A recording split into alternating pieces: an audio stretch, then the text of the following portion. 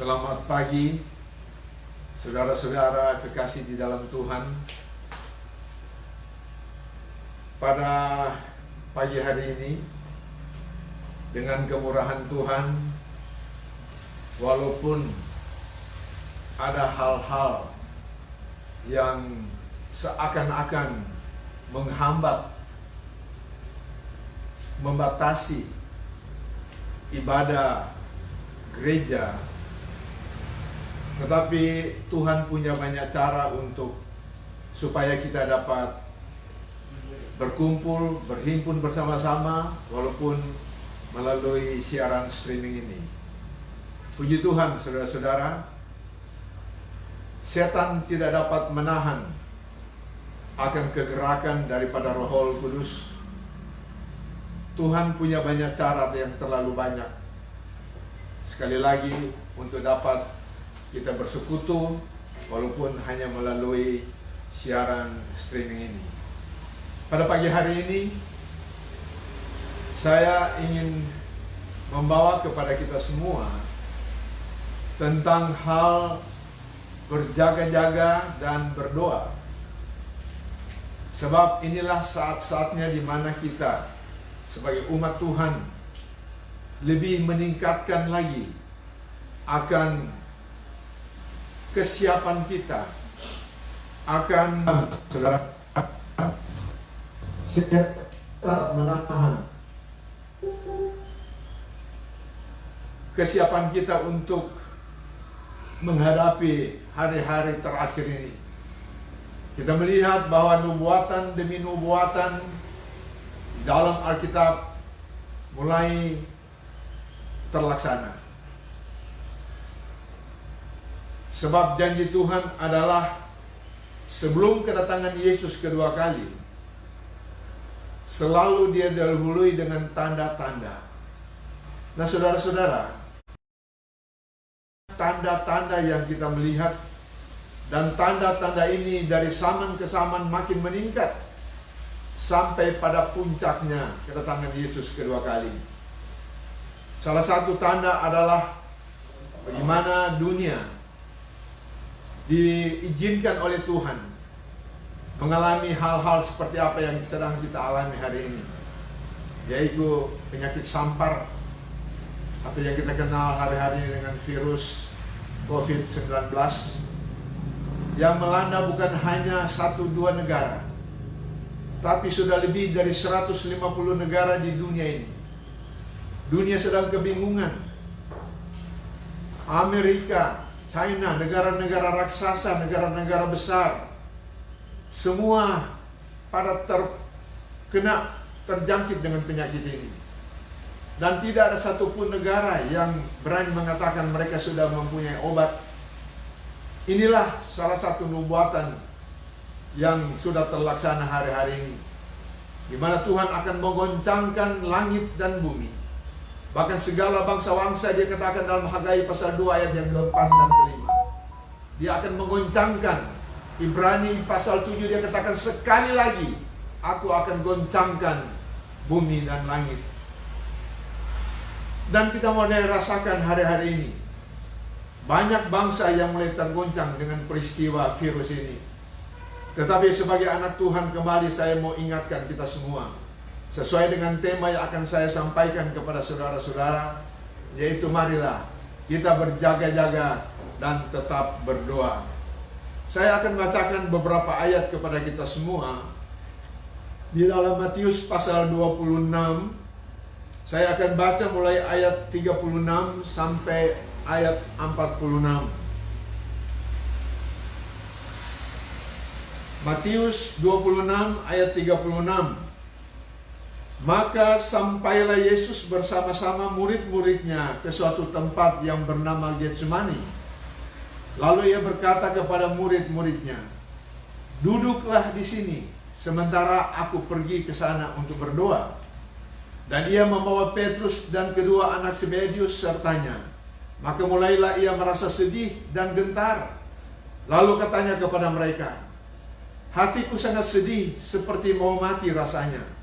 Tinggallah di sini dan berjaga-jagalah dengan aku." Maka ia maju sedikit, lalu sujud dan berdoa, katanya, "Ya Bapakku, jikalau sekiranya mungkin, biarlah cawan ini lalu daripadaku. Tetapi janganlah seperti yang ku kehendaki, melainkan seperti yang Engkau kehendaki." Setelah itu, ia kembali kepada murid-muridnya dan mendapati mereka sedang tidur. Dan ia berkata kepada Petrus, "Tidakkah kamu sanggup berjaga-jaga 1 jam dengan aku? Berjaga-jagalah dan berdoalah, supaya kamu jangan jatuh ke dalam pencobaan. Roh memang penurut, tetapi daging lemah." Lalu ia pergi untuk kedua kalinya dan berdoa. Katanya, "Ya Bapakku, jikalau cawan ini tidak mungkin lalu, kecuali apabila aku meminumnya, jadilah kehendakmu." Dan ketika ia kembali pulang, ia mendapati mereka sedang tidur, sebab mata mereka sudah berat. Ia membiarkan mereka di situ, lalu pergi dan berdoa untuk ketiga kalinya, dan mengucapkan doa yang itu juga. Sesudah itu ia datang kepada murid-muridnya dan berkata kepada mereka, "Tidurlah sekarang dan istirahatlah. Lihat, saatnya sudah tiba bahwa Anak Manusia diserahkan ke tangan orang-orang berdosa. Bangunlah, marilah kita pergi. Dia yang menyerahkan aku sudah dekat." Sesuai dengan tema yang akan saya sampaikan kepada saudara, yaitu berjaga-jaga. Sepanjang perikop yang saya sudah baca kepada saudara, menceritakan kepada kita bagaimana Yesus satu saat sedang menghadapi hari-hari terakhir untuk dia naik ke atas salib. Dia datang dengan murid-muridnya. Semua murid-murid dia bawa ke Taman Getsemani. Di sana dia berdoa. Tetapi apa yang terjadi? Murid-muridnya tertidur. Dan Yesus, dia berkata, "Tidak sanggupkah kamu berjaga-jaga dengan aku 1 jam saja? Berjaga-jagalah dan berdoalah. Berjaga-jagalah dan berdoalah." Ini punya makna yang sangat penting, khususnya bagi kita juga yang hidup di akhir zaman ini, bagi gereja Tuhan yang ada hari-hari ini, supaya kita tingkatkan kewaspadaan, tingkatkan kesiapan, yaitu kita berjaga-jaga. Saudara-saudara, berjaga-jaga mempunyai artinya tetap sadar, bangun, artinya berikan perhatian secara saksama, menahan diri dari tertidur, supaya jangan tidur.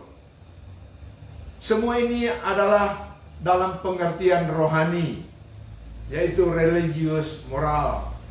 Nah, kalimat yang diucapkan Yesus ketika ia mendapati mereka sedang tertidur, dikala ia sedang berdoa, adalah berjaga-jagalah dan berdoalah.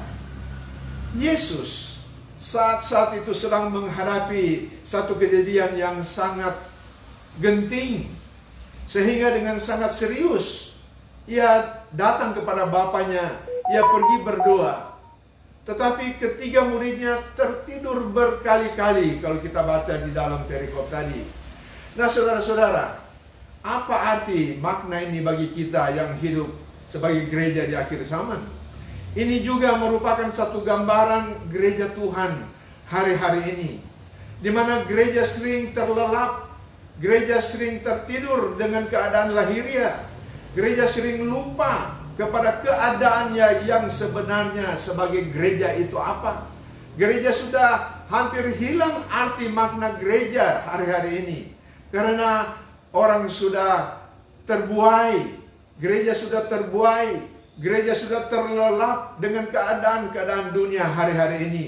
Oleh karena itu, saudara-saudara, sebagai anak-anak Tuhan, mari kita mau dengar dan kita mau terapkan apa yang Yesus maksudkan dan perintahkan kepada murid-muridnya, yaitu kepada saudara dan saya, supaya kita tetap berjaga-jaga dan berdoa.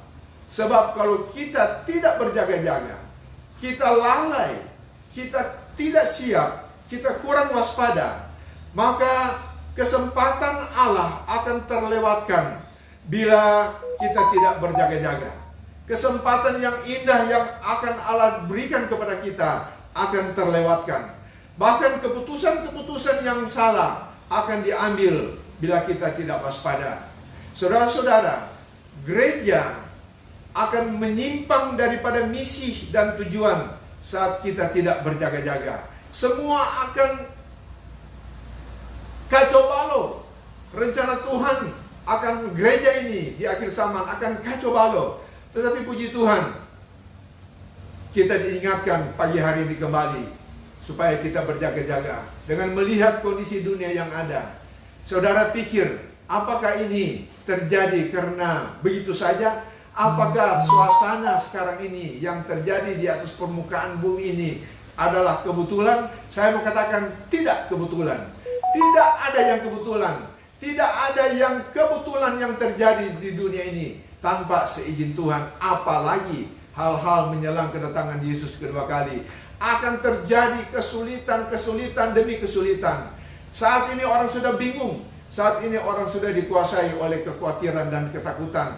Orang sudah takut keluar rumah. Orang sudah melihat di sana sini mayat beratus-ratus diangkat, dibakar, ditanam massal. Kenapa? Hanya satu peristiwa, yaitu penyakit sampar yang kita kenal dengan virus yang melanda. Baru beberapa bulan, belum lama, belum bertahun-tahun. Baru beberapa bulan, di Indonesia baru hitung minggu saudara, tetapi sudah lebih daripada 450 yang terpapar dengan penyakit ini.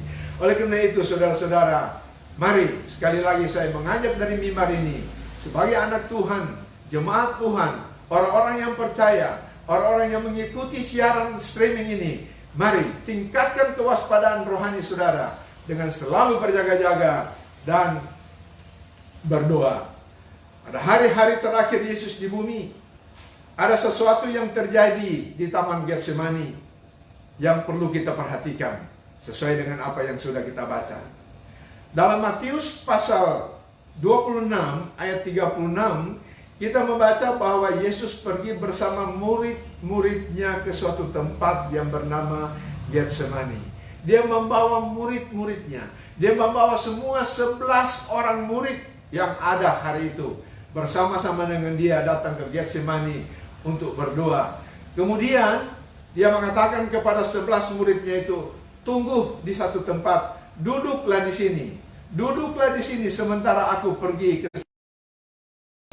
Lalu di antara 11 murid itu, Yesus memilih hanya 3 orang murid, yaitu Petrus, Yohanes, dan Yakobus, untuk pergi bersama-sama dengan dia masuk lebih dalam di Taman Getsemani untuk berdoa. Nah saudara-saudara, apa artinya ini? Murid-murid yang lain dia tinggalkan di satu tempat, memang tidak jauh dari situ, tetapi dia masuk ke lebih dalam ke dalam Taman Getsemani. Dia hanya membawa 3 orang murid bersama-sama dengan dia. Nah sering kita melihat ayat ini bahwa hanya Petrus, Yohanes, dan Yakobus yang bersama Yesus. Tetapi yang sebenarnya adalah dia pergi bersama-sama dengan semua murid yang ada. Karena Yudas Iskariot sudah meninggalkan pertemuan mereka di ayat-ayat sebelumnya. Jadi yang tersisa hanyalah 11 murid yang ada. Maka 11 murid ini bersama-sama dengan Yesus. Tetapi ketika Yesus ingin berdoa sendirian, dia hanya memilih Petrus dan kedua anak Zebedius yang dikatakan di dalam Matius 26 ayat 37 ini. Dengan kata lain saudara-saudara, ketika sampai pada masalah untuk berjaga-jaga dan berdoa, Yesus tahu bahwa tidak semua muridnya dapat diandalkan untuk melakukan hal ini. Maka dipilihlah secara hati-hati mereka bertiga, Petrus, Yohanes, dan Yakobus, untuk bersama-sama dengannya pada saat-saat yang paling sulit untuk berdoa bersama-sama dengan dia. Tetapi apa yang terjadi? Mereka bertiga juga gagal. Mereka tidak dapat berdoa bersama-sama dengan Yesus. Sehingga Yesus mencelah mereka. Kalau kita baca di ayat-ayat yang seterusnya yang sudah kita bacakan tadi. Tetapi ada juga orang-orang seperti Yohanes, Petrus, Yakobus, karena mereka begitu dekat dengan Tuhan dan mereka begitu ada posisi mungkin di antara ke-12 murid ini. Selain itu juga ada murid-murid yang lain yang saya katakan tadi, yang 8 murid yang lain. Digambarkan juga satu bahagian murid-murid seperti demikian, yang tidak dapat berdoa, yang tidak dapat berjaga-jaga, yang hanya tertidur. Ini menggambarkan satu gereja di akhir zaman yang banyak tertidur, bukan tertidur secara jasmani, tetapi tenggelam di dalam kealpaan, bahwa mereka sudah lupa apa makna gereja sebenarnya hari-hari ini. Demikian pula saudara di gereja-gereja, banyak orang beranggapan bahwa kalau tidak ada doa, mereka tidak berdoa. Banyak gereja sekarang kalau acara doa, gereja itu hanya sedikit, yang hadir hanya sedikit. Ini orang-orang yang termasuk 8 orang, bahagian 8 orang itu. Kenapa mereka berharap kalau mereka tidak berdoa? Ada majelis yang berdoa. Ada 3 orang yang digambarkan oleh Petrus, Yohanes, dan Yakobus sebagai orang-orang yang dekat dengan Tuhan. Mereka anggap mereka akan berdoa, jadi kita tidak perlu berdoa. Inilah 2 gereja yang sekarang ada, yang kita lihat di depan mata kita. Tapi apa yang terjadi, saudara-saudara? Apa yang dianggap oleh orang-orang banyak, bahwa majelis yang nanti akan berdoa, orang-orang yang dekat dengan Tuhan yang akan berdoa, orang yang punya posisi di gereja yang akan berdoa. Tetapi ternyata yang terjadi adalah mereka bertiga juga gagal. Mereka bertiga juga tertidur. Oleh karena itu, saudara, melalui peringatan ini, melalui ayat-ayat ini, kita menarik satu pengertian rohani, bahwa sebagai gereja harusnya kita tetap waspada. Sebagai gereja harusnya kita tetap berjaga-jaga. Sebagai gereja kita harusnya tetap sadar, tetap mempunyai pandangan yang tajam. Jangan tertidur. Apalagi di hari-hari terakhir ini. Ini belum, saudara. Ini belum puncak. Sebab satu waktu, firman Allah katakan, Dia akan kirimkan gempa bumi yang belum pernah terjadi. Hari-hari ini kita mendengar tsunami di sana-sini, gempa sekian ukurannya, 7, 6 skala Richter dan lain sebagainya. Kita sudah bingung, kita sudah ketakutan akan tsunami, akan jadi apa, longsor dan lain sebagainya. Tetapi firman Allah katakan akan terjadi lebih dahsyat yang belum pernah terjadi. Nah, kalau sampai ini saudara terjadi, kalau kita tidak hidup di dalam kesiapan kita untuk dekat dengan Tuhan, untuk melekat terus dengan Tuhan melalui doa dan kita berjaga-jaga, di mana gereja Tuhan? Oleh karena itu, saudara, mari pada saat yang indah ini saya mau mengajak kita semua untuk tetap berjaga-jaga, tetap berwaspada. Apa artinya berjaga-jaga? Berjaga-jaga adalah mawas diri.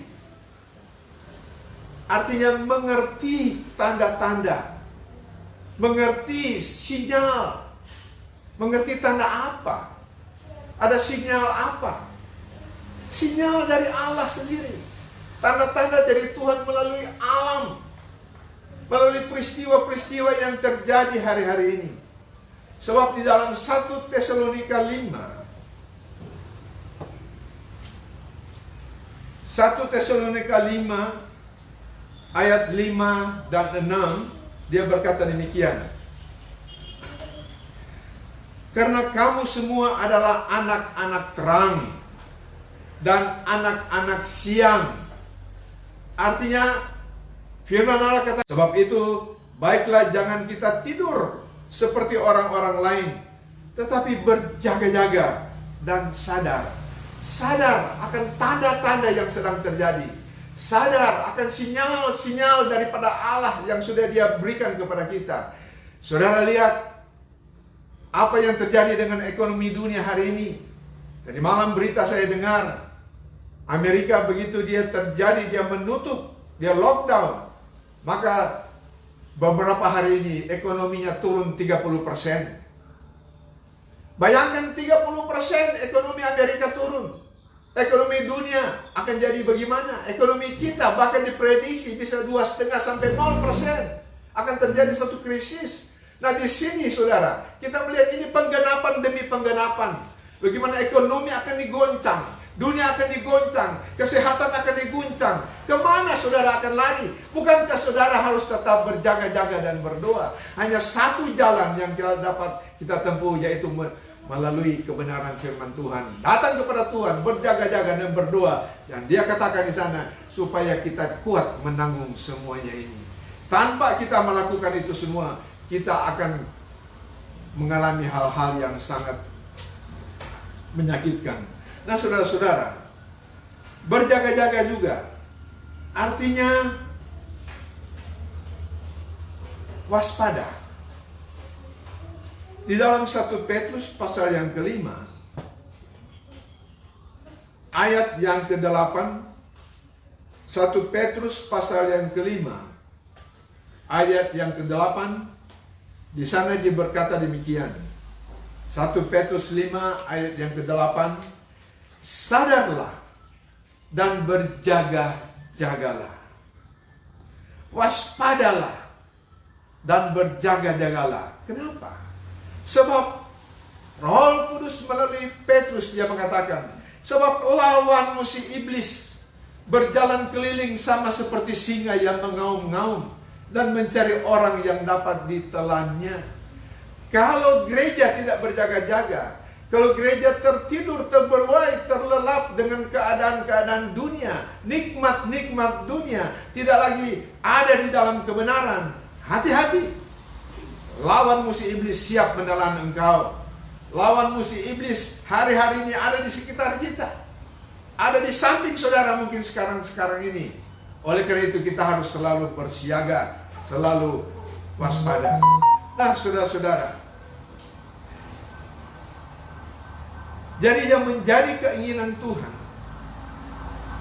untuk gereja adalah agar gereja Tuhan dipenuhi oleh pelayan-pelayan Tuhan, oleh pekerja-pekerja di dalam gereja, baik laki-laki atau wanita, baik pemuda-pemuda atau anak-anak, yang selalu punya sikap waspada dan berjaga-jaga. Di dalam Markus pasal 13, setelah Yesus menghabiskan banyak waktu untuk berbicara dengan muridnya tentang tanda-tanda akhir zaman, dan bagaimana tidak ada seorang pun yang mengetahui hari dan jam dia akan datang kembali. Lalu pada ayat ke-37 dari Markus pasal 13, Yesus berkata begini, apa yang kukatakan kepada kamu? Markus pasal 13 ayat ke-37. Apa yang kukatakan kepada kamu? Kukatakan kepada semua orang. Apa yang dia katakan kepada semua orang, termasuk kepada Anda dan saya yang hari ini sedang mengikuti siaran ini, adalah supaya berjaga-jagalah. Yesus berkata, bukan hanya kepada kamu aku katakan, tetapi kepada semua orang, kepada gereja Tuhan, kepada semua gereja, kepada semua orang besar kecil, laki-laki perempuan, apapun status sosial mereka, apapun kebenaran mereka dan sebagainya, supaya berjaga-jaga. Supaya berjaga-jaga. Sayangnya, sangat sedikit gereja yang berjaga-jaga. Sangat sedikit gereja yang waspada. Sangat sedikit gereja yang mau memperhatikan tanda-tanda dan sinyal yang Tuhan setiap saat kirimkan ke dunia ini. Dia kirimkan kepada Anda dan saya sebagai orang percaya, untuk supaya lebih lagi mendekatkan diri kepada Tuhan, untuk lebih lagi menguatkan iman kita, hidup di dalam kelekatan dengan Tuhan. Tetapi apa yang terjadi? Gereja terbuai. Sekali lagi saya mau katakan, banyak gereja terlelap oleh kenikmatan dunia hari-hari ini. Di dalam Wahyu pasal yang ketiga, saya mau baca beberapa ayat di sana. Dalam Wahyu pasal yang ketiga, ayat 1-4, dia berkata begini kepada jemaat di Sardis. Wahyu pasal 3 ayat 1 sampai 4. Dan tuliskanlah kepada malaikat jemaat di Sardis, inilah firman Dia yang memiliki ketujuh roh Allah dan ketujuh bintang itu. Aku tahu segala pekerjaanmu. Engkau dikatakan hidup, padahal engkau mati. Bangunlah dan kuatkanlah apa yang masih tinggal yang sudah hampir mati. Sebab tidak satupun dari pekerjaanmu aku dapati sempurna di hadapan Allahku. Karena itu ingatlah bagaimana engkau telah menerima dan mendengarnya. Turutilah itu dan bertobatlah. Karena jikalau engkau tidak berjaga-jaga, aku akan datang seperti pencuri, dan engkau tidak tahu pada waktu manakah aku tiba-tiba datang kepadamu. Tetapi di Sardis ada beberapa orang yang tidak mencemarkan pakaiannya. Mereka akan berjalan dengan aku dalam pakaian putih, karena mereka adalah layak untuk itu. Nah, saudara-saudara, Tuhan menegur gereja di Sardis karena apa? Karena mereka tidak berjaga-jaga.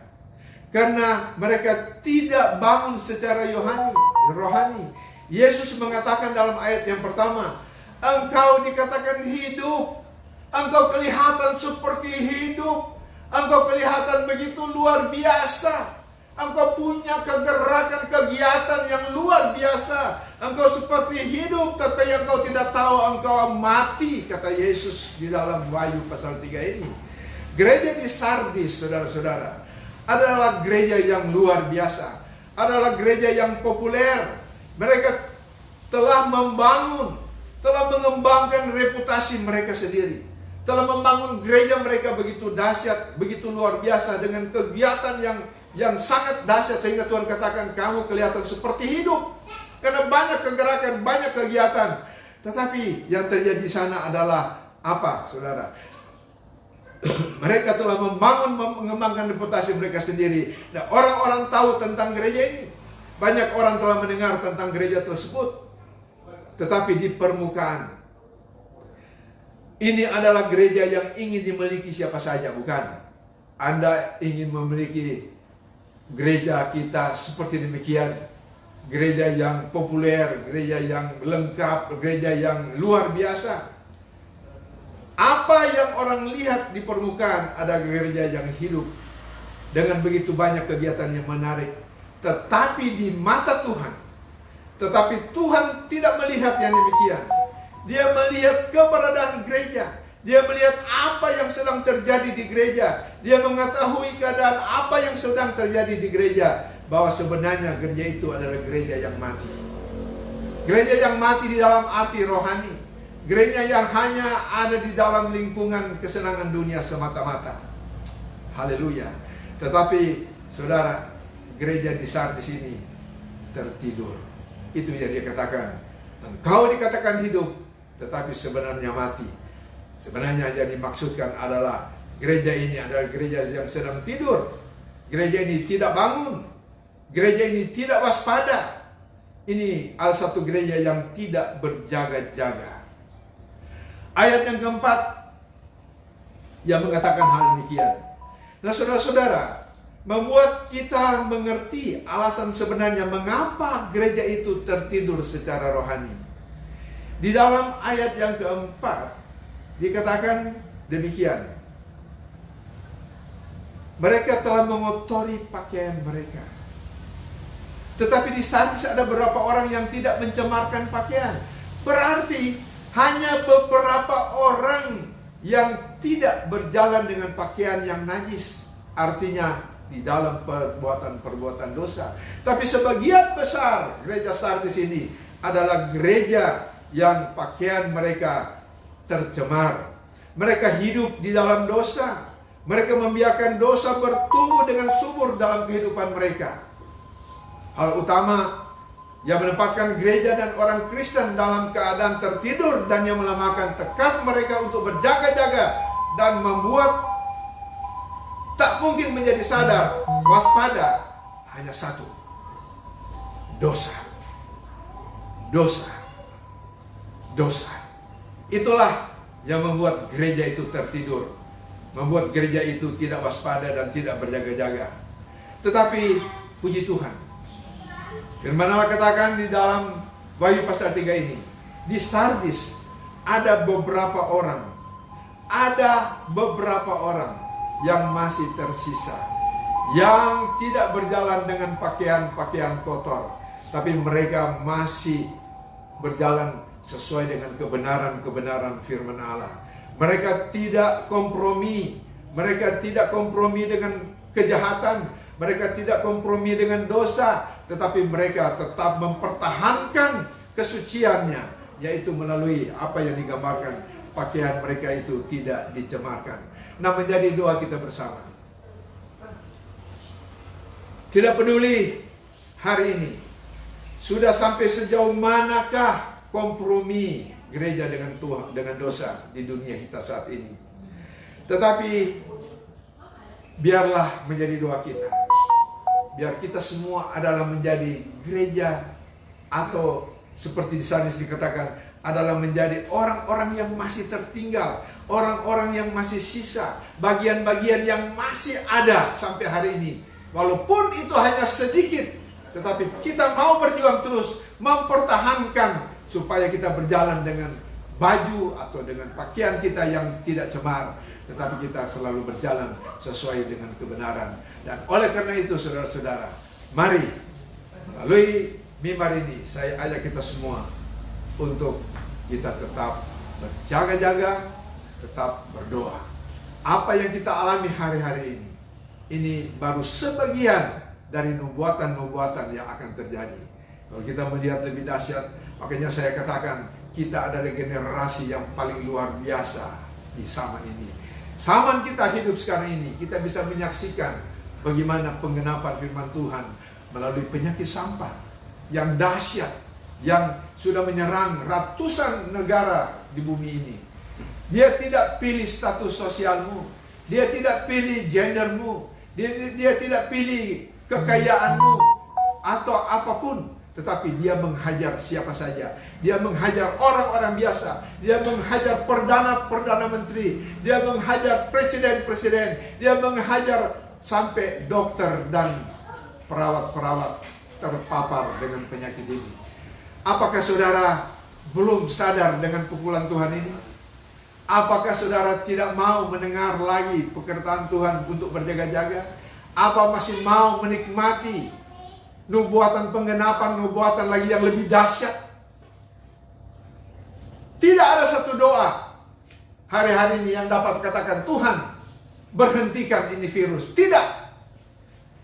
Tetapi yang ada adalah Lukas 21 ayat 36, dia katakan, kamu harus berjaga-jaga dan berdoa supaya kamu mampu menanggung semuanya ini. Semuanya apa? Di dalam ayat yang ke-11 dari pasal 21 kitab Lukas ini, dia katakan, karena ada perang dan salah satu adalah penyakit sampar. Dia akan curahkan sampar. Dia akan curahkan penyakit yang disebut sekarang ini virus demi virus. Dalam satu dekade ini sudah berapa banyak virus yang ada, tetapi tidak ada satu obat. MERS belum ada obat. Apalagi flu burung tidak ada obat. Tidak ada obat. Virus-virus belum ada obat, belum ada vaksinnya, antivirus. Hanya satu yang Tuhan janji kepada saudara dan saya, Mazmur 91. Saudara baca di rumah sendiri, mulai ayat pertama dan seterusnya. Setiap orang yang duduk di bawah naungan Tuhan, dia akan dilindungi. Haleluya. Saudara dan saya, selama kita duduk di bawah lindungan Tuhan, dengan sikap waspada dan berdoa, kita selalu akan terlindungi. Puji Tuhan. Amin. Saudara kekasih dalam Tuhan, mengikuti anjuran pemerintah, sebab pemerintah juga adalah hamba Allah melalui Roma pasal 13 ayat yang keempat, maka kita juga harus patuh melalui peraturan presiden supaya selama virus ini belum teratasi, kita tetap ada di rumah, termasuk juga ibadah di rumah. Dan untuk minggu depan, tanggal 29, kita akan tetap siaran langsung seperti demikian melalui online streaming yang seperti saudara saksikan pada siang hari ini. Sekali lagi saya mau katakan, kita tidak dapat berkumpul bersama-sama secara fisik, tapi mari kita bersatu berkumpul di dalam roh. Dan kita mau menyatu dengan Tuhan. Tetap berdoa, jaga-jaga, berdoa supaya Tuhan berikan kekuatan kepada kita untuk kita mampu menanggung semuanya ini sampai kita terbebas dari bencana yang sedang dunia alami hari ini. Mari kita berdoa. Saya akan tutup ibadah kita yang singkat ini dengan doa bersama. Bapa di dalam surga, di dalam nama Yesus, kami bersyukur kepadamu ya Tuhan. Tidak ada yang dapat menghambat Injil-Mu diberitakan melalui siaran streaming ini Tuhan. Banyak orang yang sudah mendengar, dan biarlah apa yang sudah kami dengar bersama-sama itu dapat menjadi satu peringatan bagi kami. Bahkan itu menjadi satu motivasi dan anjuran bagi kami untuk tetap berdoa dan berjaga-jaga, untuk tetap bersekutu, untuk tetap mengenal akan tanda-tanda yang sedang terjadi hari-hari ini.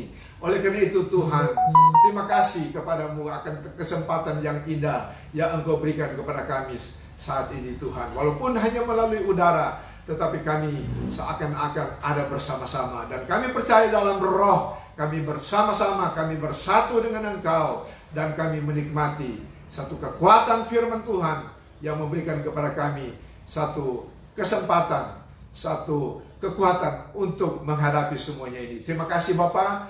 Hamba berdoa supaya Tuhan berkati semua orang-orang yang mengikuti siaran ini, yang sedang mendengar siaran ini. Berkati mereka sepanjang minggu berjalan ini. Bela mereka Tuhan. Bebaskan mereka, lindungi mereka dari penyakit-penyakit sampar yang sedang merajalela. Lindungi mereka walaupun mereka sesuai peraturan pemerintah tidak keluar dari rumah masing-masing, tetapi cukupkan keberadaan mereka, cukupkan kebutuhan-kebutuhan mereka Tuhan. Pelihara kesehatan mereka, tolong lindungi Tuhan semuanya. Hamba berdoa kepadamu di dalam nama Yesus, biar tangan Tuhan yang perkasa, tangan Tuhan yang luar biasa tetap menjaga sesuai dengan janji firman-Mu kepada setiap orang yang duduk di bawah naungan Tuhan yang Maha Kuasa itu. Dan kami adalah orang-orang yang sedang berada di dalam naungan Tuhan yang Maha Kuasa. Dan kami percaya semua akan terhindar dari bala penyakit ini. Semua akan terhindar dari kesulitan-kesulitan ekonomi yang sedang terjadi ini. Tetapi semuanya Tuhan akan cukupkan dan limpahkan itu dalam hidup kami. Berkati jemaat-jemaat Tuhan, Hagios Family, bahkan seluruh umat Tuhan yang sedang mendengar siaran ini. Berkati hidup mereka, pekerjaan mereka Tuhan. Walaupun hanya di dalam rumah tangga mereka bekerja, di dalam rumah mereka bekerja dan lain sebagainya. Tetapi Tuhan berikan selalu kepada mereka kesabaran, berikan kepada mereka kemampuan, berikan kepada mereka kewaspadaan, supaya semuanya ini boleh berlalu dan kami boleh terpelihara dengan baik di dalam tangan Tuhan yang perkasa. Terima kasih Bapa, terpuji nama Tuhan. Dan sekarang kekasih-kekasihku, tinggallah tetap di rumah dengan setia, tinggallah tetap di rumah dengan sabar, kerjakanlah pekerjaanmu kalau engkau harus bekerja di rumah. Tapi Tuhan, biarlah tolong tetap keluarga-keluarga ini, dan saudara boleh menerima berkat-berkat yang indah daripada Allah Bapa, kasih sayang daripada Kristus Yesus Putranya yang tunggal, serta persekutuan, penghiburan, dan sejahtera dan pertolongan yang dikerjakan oleh Allah Roh Kudus, biar tetap menyertai saudara-saudara di tengah-tengah pandemi yang sedang berlangsung ini. Engkau akan terjaga, terpelihara sampai selama-lamanya. Di dalam nama Tuhan Yesus Kristus. Haleluya. Amin.